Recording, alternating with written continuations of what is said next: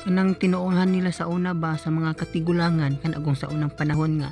dapat dili daw kuno pamatyon ang mga ilaga kay diha daw kuno manulod ang mga espiritu daw kuno sa mga nangamatay. Nga mo to nga atong pagkalag-kalag ako silang gipangbahugan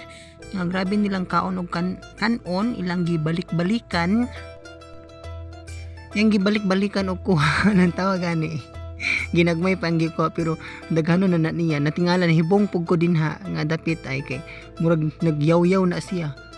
ano siya unsa makaitdong nganong gamay ra man ni imong gibutang nga kanon wala pa gisudan. Anong tawag guys nilingi siya sa kuan saka na pud siya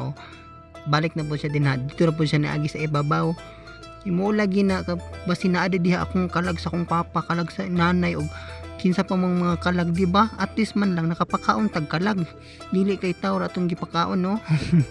Ana ra nang kinabuhi no pinaapoy isa diha mo din niya kung naka balakan kay mo og kanang naka unsa ni kanang nasuya ba nga kanang maski da ilaga karon kay may partner na may panilang lakag-lakag ang mga pinustot